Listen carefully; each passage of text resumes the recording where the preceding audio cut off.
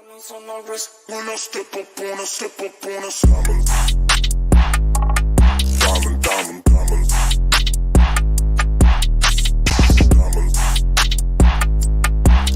diamond, diamonds on my wrist when I step up on a What is up, ladies and gentlemen? We are back. We are live. It is the Freight Coach Morning Show, the top morning show in transportation, coming to you live every single weekday, 8:30 a.m. Pacific, 10:30 Central, to break down 3 industry headlines for you and provide actual insight on how to navigate through any freight market out there and stay profitable, because that's the name of the game here, you guys. We got to keep people in business, and there's a lot of stuff that we're going to see out there that makes us try and believe a message that might not entirely be true. So we're here to bring some reality for you. And as always, you guys, I got to give a shout out to my friends over at VHub. VHub has, asset reallocation, you guys, access to trailers. That is what's needed no matter what in our job. And, you can use their app right now to create a drop trailer pool at your shippers facilities that are out there. They have one-way repositionings as well. And as always, you guys, you get paid to do it. Like, how sick is that? You literally can make money. If you're an owner op right now, what a great way for help you offset some of this fuel costs. So where they got them right now, they have a tri-axle out there in the Salt Lake City, Utah area, going up to Rosser, Manitoba, which is just outside of Winnipeg, and boom, $1,850 to do that. From there, they also have a trailer in Paragould, Arkansas, as well as Glade Spring, Virginia. You guys, these are brand new trailers as well, 2022s, one-way repositionings going up there, $1,850 to do that. And then for domestic only move down here in the U.S., they have San Diego looking to go up to Spokane, Washington, $400 to do that. And then they have San Diego going over to Irving, Texas, just outside of Dallas. Again, this is a way to help offset some of these costs that are consistently, seemingly not going down in any capacity. And my friends over at VHub app have a solution for you. So hit them up right now, vhubapp.com. My man Xavier Campos, my friend Stacy Steen, they're going to be out there in the audience here today. Hit them up directly. And some shout outs here. Cody Miller, good morning. David, good morning, sir. Devonna, good morning. And Addie Anderson, good morning. And then Rick, good morning, sir. I got a very special guest for you guys today. I have the ocean freight expert on here for you today to break down a lot of this stuff, because Mr. Steve Ferreira knows the ocean a hell of a lot more than I do. And as always, you guys, I bring on people smarter than me to talk about this stuff. So Steve, what's up, man? Hey, Chris, it's great to see you. And thank you for having me on your show. It's full of energy, and I'm raring to go and have an audience today. Dude, that's what it's all about, man. We're here to bring the energy and to get people excited about this industry, because, like, no matter what, we got to show up and execute, right? Like, we have to be there to provide solutions for our clients, especially in turbulent times. You can't just like throw your hands up in the air and say, oh, we're done, and we'll wait for it to calm back down. This is your opportunity to make moves. Yeah, it really is. There's just so much going on. There's so much noise right now in ocean, Chris. I'll tell you, in my 35 plus years, I've never seen kind of a more splintered atmosphere than we're seeing right now. And when you have something like that, it definitely confuses and gets the beneficial cargo owner potentially running in the wrong direction. So we'd like to keep it real and really bring them some news they can digest. That's exactly it. Speaking of something that is tough to digest, is we're at day 59 of the Freight Coach Tally. And that's where there's a parking issue and a facilities issue in here for our drivers for domestic truckload. And as always, I don't bring this up for anything other than the fact to continue to bring awareness. And I'll stop doing this when drivers stop texting me pictures of facilities that don't allow them to use a restroom. Again, I see both sides of the story here, but again, some of it might be overkill. And for us to progress this industry and move it forward, we got to see some changes about here. And I don't do this for vanity metrics. I do this for change. Also, the national average for gold is at $5.79 per gallon, or I'm sorry, diesel. I read that wrong. And that is just seemingly, I guess, I'm not even going to try and insult anybody. It's still ridiculously high. I hope something changes here coming up. But yeah, man, okay, I'm just going to come in and ask you direct right now. What is the real story on the container coming out of Shanghai? Because you see very contrasting stances right now, and then you see a message being put out there that's trying to sell a story of it's different. That's not actually a booking. It's a future. So, like, what does all this shit mean? Chris, as I said in my remarks, that there's so much splintering going on right Yeah. now, and the narrative in the media is very, very challenging. But just for your show today, exclusively here, this is the first time I'm sharing this information. So I just ran numbers literally a half hour ago, Yeah. and I picked Amazon's logistics division, and in the month of May, the full month May 22. They did 11,300 containers. In the whole month of June, including today, this is real time. Nobody has better data than I do. They did 11,400 containers. So from May to June, absolutely no blip for Amazon. Chris, I think the main problem, to summarize, is that, of course, inventory for many retailers, brand name retailers like Target, for example, was really wonky and very aggressive. But Target is not necessarily the narrative for every retailer. So I think this is where we're seeing these mixed messages. I'm actually a contrarian. I believe that we have a few weeks here of a little bit of softness, but I think that by the middle, towards the end of July, we will have a natural peak. So I am excited about the fact that there will be more volatility, which brings more, obviously, opportunity, but also very cautionary for BCOs to get prepared for that. Yeah. And that's the thing is, it's like, I get why the larger retailers are kind of like the focal point, because they have the most volume, obviously. But I think, like, me personally, again, I'm not an inventory expert or anything like that, and I'm never going to try and portray it in that way. But I think that there was some unconventional buying patterns for inventory over the last 18 months due to the unknown of everything. And that might have pushed inventory levels to rise in a strategic sense of, hey, we'd rather buy it and not need it than buy it and not have it. Right. And I think that's kind of where we're at with it. And I'm like, again, I'm not saying that changes aren't going on, but to me, it's always about the whole story. And that's the information that I feel like 99% of the people out there want. Is I just want the whole story. I don't want one side or the other. I want those comparisons and stuff. Well, Chris, we'll never, the general public and our viewership today watching your show will never truly be inside, let's say, what's happening with Target. But I am, they're not a client, but I can monitor the data and I can see. I'll give you one really salient example.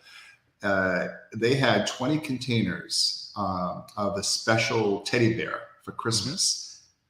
Mm-hmm. The teddy bear didn't come in until February, so almost 2 months later.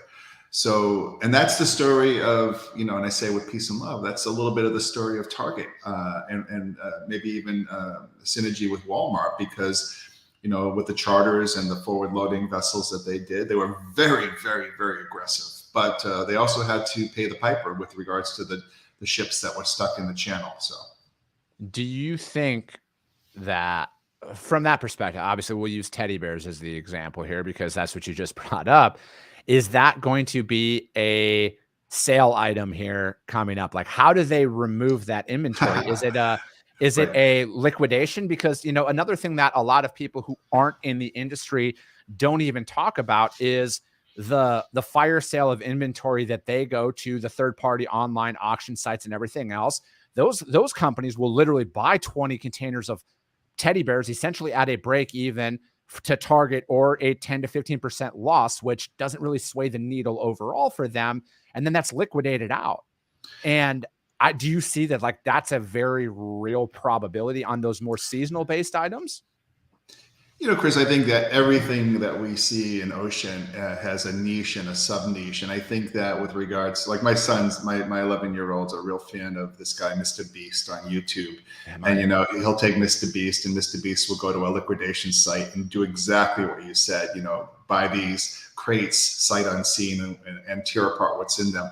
I think in the case of like the teddy bears, for example, if they had Christmas 2021 on them, then obviously they're a goner. But they could possibly be used in other iterations. So I think it really depends on, I'll give you a really great example. In the height of the Trump tariffs back in 2018-19, Home Depot brought in tons of vinyl tile to beat the tariffs. And that stuff has a very long shelf life. And Home Depot's fortunate they have the warehousing to support that. So it really depends on the genre, the vertical of the category. I gotcha. Addie Anderson has a question, and this is going to be better suited for you here. He's been in logistics for 5 years. As I work on New Jersey ports, my clients always say containers are stuck in Shanghai. Still, how congestion is over there on the port?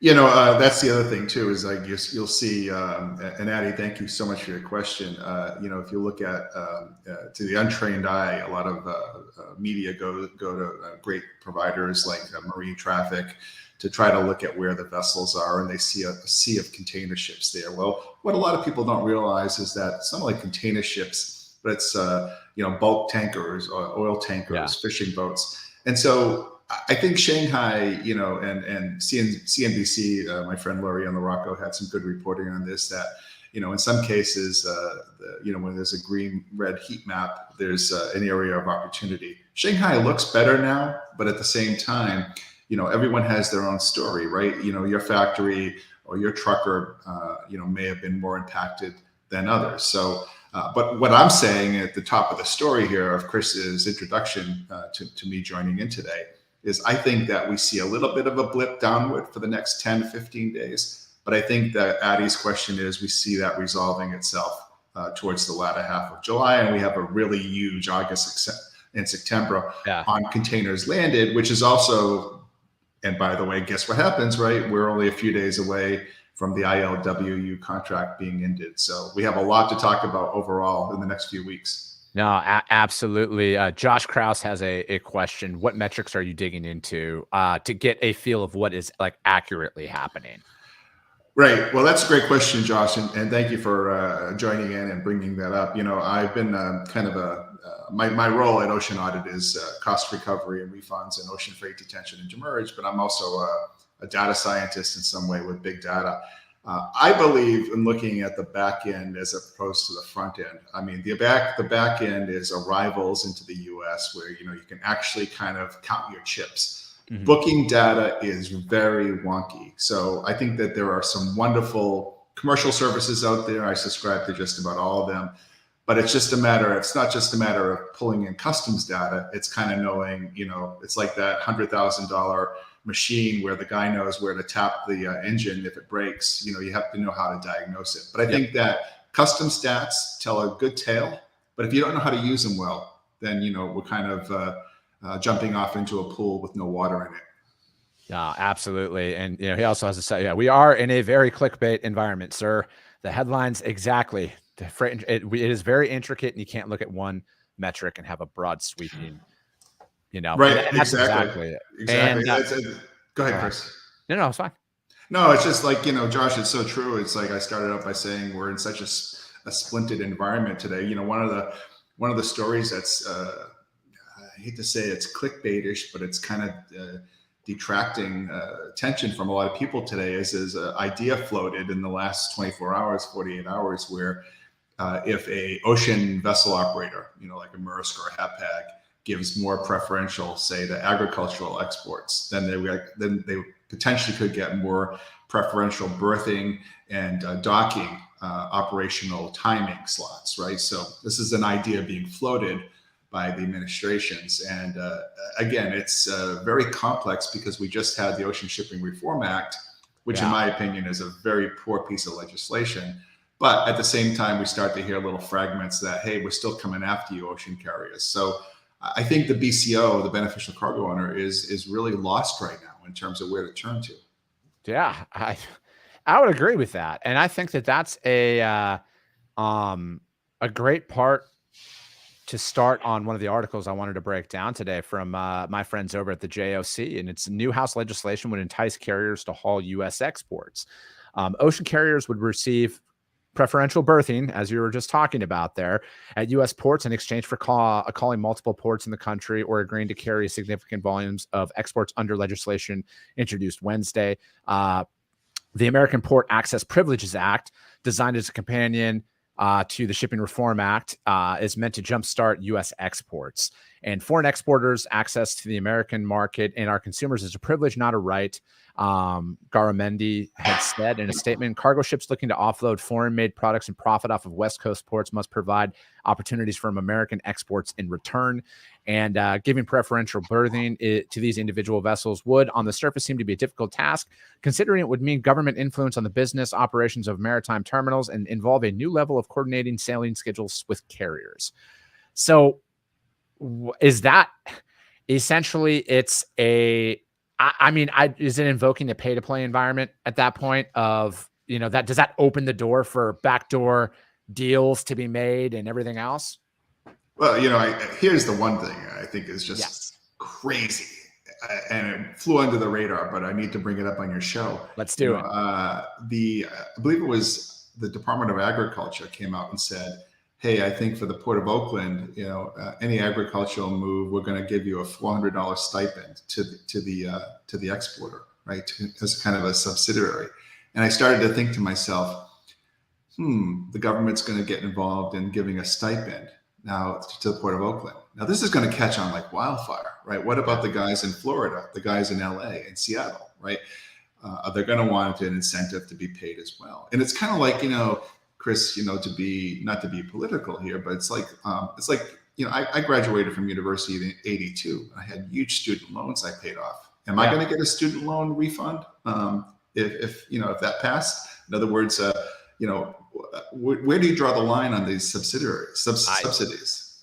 I agree wholeheartedly. And here's the thing, Steve, I didn't graduate in 1982. I wasn't even born yet. But when I did graduate from college, I'm still paying off my student loan debt, and I don't expect anybody to come and pay that off but me. I'm the one who did it. And I'm right there with you is, how does this help anything? And I think overly now subsidies can be beneficial, but they also open the door for a whole world of hurt. And I am, at the end of the day, here's my thing. I'm not about big government. I'm not about the government overreaching and telling private companies how to operate, or I'm just not about the government telling us what the fuck to do anyways, and I think that once they get their hands in it, as always, and this isn't a left or a right comment here, once they get their claws in, they're going to keep digging until they can continue to milk it for as much as possible to get the benefit to them and not the end consumer. That does not help us who are trying to, who are seeing the price of milk over $5 a gallon and everything. That doesn't help us at all. That's actually counterproductive. Well, I think the thing too about this subsidy is that, guess who's going to monitor it? The government, right? And I mean, I can see so much waste there, because what if the shipper applies for it and then the freight forwarder applies for it on behalf of his customer? It's going to get paid twice, So it flew under the radar. And I think this is a huge story. I'm all for the ag guys. One of my clients is one of the top 5 ag companies in the world. In the US, excuse me. And I just think that, as I said, the splinterization, if that's even a word, of what we're seeing in container shipping now, both inbound and outbound, is really confusing. As a matter of fact, I think the single biggest thing right now that logistics managers, gals and guys that are watching us right now, 6 to 8 months ago, they had their CFO leaning on their shoulder. Our cost overruns are incredible. Our cost overruns are awful. Yeah. And now you have the same CFOs going back to these logistics professionals saying, hey, we have to control costs. We have to, now that rates are moderating, we have to find more cost cutting measures. So it's almost like these our fellow logistics practitioners in ocean, they just can't catch a break. Yeah. Nah, I'm right there with you. It goes on, to close out this article, it says U.S. farmers have lost an estimated $25 billion in exports in the past 6 months due to issues exporting from the U.S. As ag exports, are expected to decline for a second consecutive year due to pandemic-related supply chain disruptions in Asia. California Senator Dianne Feinstein and Alex Padilla previously voiced the support of the nation's ag industry in May, urging ocean carriers to provide more containers for exports, after the state lost 2.7. Yeah. So the state lost money. So that's why they're looking to fucking recoup that. Anyway, let's be honest. If you guys are going to take away anything from the article, the last sentence pretty much summed it up. They're doing this to protect themselves, not us. again, the article was from my friends at the JOC. You guys, new House legislation would entice carriers to haul U.S. exports, which, hell, I want to see that happen. I want to see American-made goods put out there and everything else. But yeah, not at the detriment of our tax dollars at the end of the day, because that's who funds it, you guys. When they're talking about these stipends and everything else, who pays for it? Us, the everyday person. Chris, I think that there is some hybrid story here. One of the other big news that's come out in the last 24 hours is that, everyone's looking at the container ship or the import-export markets, whether they're softening or not. And I think that one good metric for your audience is that the container leasing costs, meaning the ship charter costs, because many of the ocean vessels are chartered at a daily rate. Well, a new ship was just recently signed up for $160,000 a day. And it's almost a record in terms of the daily charter rate. So the charter rates on ocean vessels are still high, indicating a return to a more normed but aggressive market. But at the same time, one of the things that will benefit the exporters is that the vessel profile that we're seeing more preference given to now is more of the moderate profile, 7 to 10,000 containers on a vessel, vessel allocation capacity, as opposed to the mega ships. It's the mega ships that have been almost partially responsible for the backlogs at the docking and berthing stations at the container ports. So we're seeing a more nimble ship. And if we have a more nimble, smaller ship, we possibly can turn the container in a better way to increase the supply chain efficiency. But there's a lot of ifs associated with that. Yeah. I mean, with that being said, though, like I think like in circulation right now, can you put into context how many quote unquote mega ships are actually out there? Because I think of like the airline industry. I think there's a lot of comparisons to the airline industry and ocean freight when it comes down to vessel size, we'll call it. Like you have your little regional puddle jumpers that are only a 250 mile, due to the runways and everything else. Then you have the Boeing 737s and then the Airbus A19s, A21s that are going to be your cross-country bangers that you have it. And then you have like the Neo now, the Neo plane, which can cross the pond essentially. And it's more effective. It's more fuel efficient and it fits the same amount of passengers. And then you've seen the natural regression from the big planes. Like they're getting more nimble. They can haul just as much cargo, but in smaller mass and less fuel burn. Is that kind of similar to what it is with the ocean? That's just such a great analogy. You look at it, right? Thing that comes to my mind, I love that Neo, that Airbus, but I also look at the A380, the double-decker Airbus, right? That's not so old, right? I mean, that's 15, 20 years old. Yeah. And, that was going to be the standard, the gold standard. And it's similar to these these ultra-large container carriers ships that was supposed to be the gold standard because, the ports had a certain amount of constraint in terms of having mega ships. And, so the more containers on one ship, the thought process is the better, especially with the container alliances, because you could have, multiple container companies on the same ship, all getting their fair share. The problem is that really cucked up the works once the pandemic came in. And so the Neo or the Panamax or post-Panamax is the container ship that I'm talking about, seems to be a very nimble profile. It's one of the reasons why, for example, Matson and Zim, who have had these smaller profile ships, have done very, very well. Okay. No, I mean, again, that makes sense in it all. And I think that, it is because, again, back to the whole thing, you see the headlines are this and that. And that actually, again, it's like, it's the evolution. I think like it's so easy to point out what the problem is today, but like not really have much substance behind, like, this is what's actually going on behind the scenes, and like, I had no idea that was a thing that you're talking about right there, the development of a more nimble ship and everything else. Cause again, just like I see the headline and I read the article, I'm like, what the fuck is this?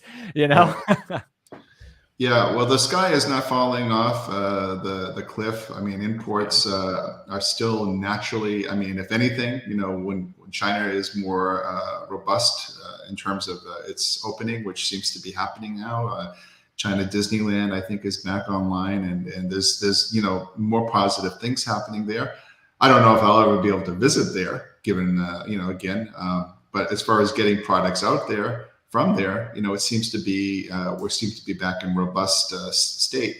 And as I said, to just reiterate, Amazon's volume May to June is still very steady. You haven't seen anything fall off the cliff yet, and I don't think all the retailers and industrial companies are necessarily representative of the few that have had the media spotlight on them, which has in fact defined the industry. I think that's the wrong narrative, Chris.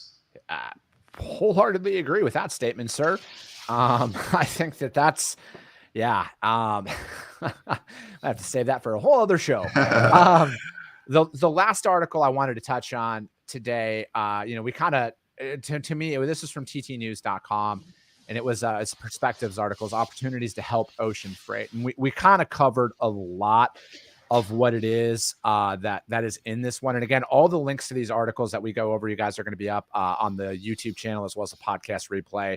And you guys, again, check it out, do your own research on it. This is just coming from a guy as in Steve that literally knows ocean freight better than anybody else on the face of this earth, in my opinion.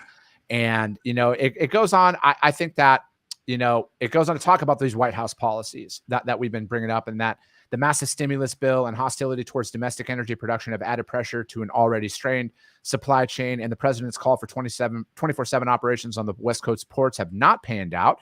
They're a union. They're not going to fucking pan out because the union's going to tell them to fuck themselves.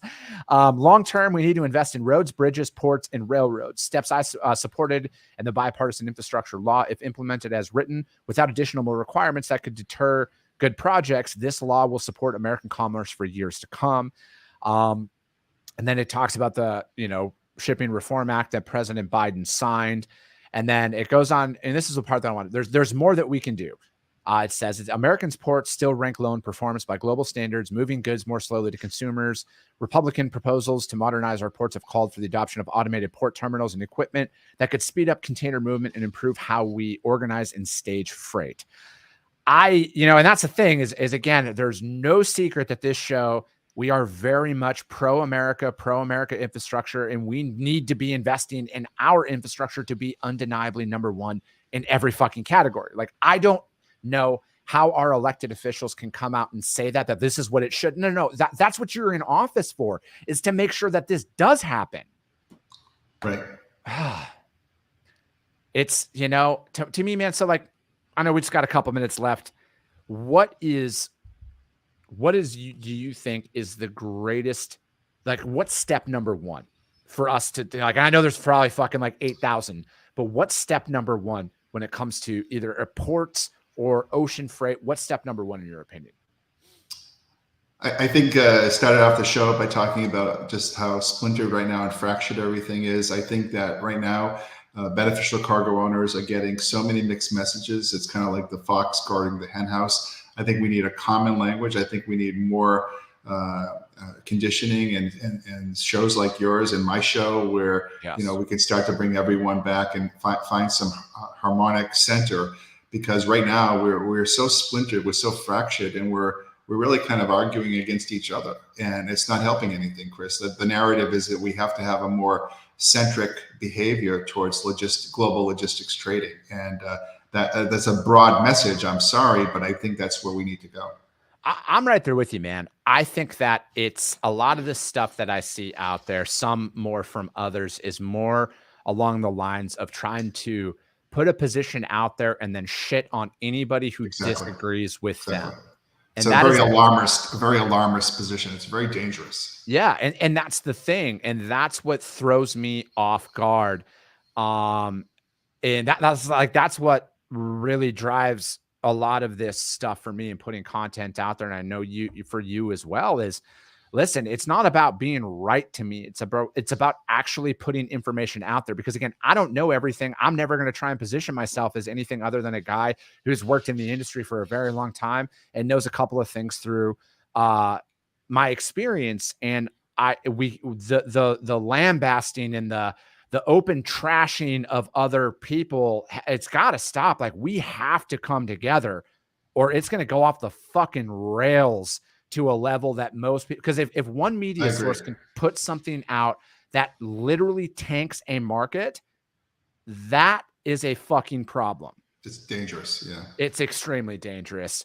Kyle Provost, my business partner, is a great dude. Would it be beneficial to build another port somewhere farther north on the West Coast? Yeah, there's arguments today, as a matter of fact, right in the news, talking about Coos Bay, Oregon, as a potential place, Kyle. But I guess the idea there is the inland rail structure would need to be looked at. But there's talk about that. Yeah. You are right, sir. United we stand, divided we fall. Amen to that. That's it for today. Steve, thanks for joining me, man. How does anybody reach out to you, find out more? I follow this guy on LinkedIn, first and foremost. I'll say that. But if anybody wants to talk to you, how do they find out? Oh, sure. Yeah. Best thing is my email, stevef@oceanaudit.com, or you can message me on LinkedIn. The number one issue that clients can benefit from today are the recovery of detention, demurrage, and ocean freight. I guarantee most clients huge recoveries. You just have to take the time to look at it, get set up on it, and I'm there for you. Chris, thank you so much for the time today. No, absolutely. I appreciate you joining me, Steve. And that's it for today, you guys. Don't worry. We're going to be live tomorrow. We don't take days off. We don't take holidays. We're here to bring education and insight every single weekday for you guys. The Freight Coach Morning Show is the top morning show in transportation. Again, share this out, you guys. Subscribe to the podcast, subscribe to my YouTube channel, and share this stuff out. This is how this is going to continue to grow. If you align with this message, chances are people in your network are going to as well. And that's how we're going to continue to take all of this stuff and righten this ship, pun intended, dad joke, on the ocean freight. I appreciate you guys all so much, and we'll be talking to you soon. And I don't have any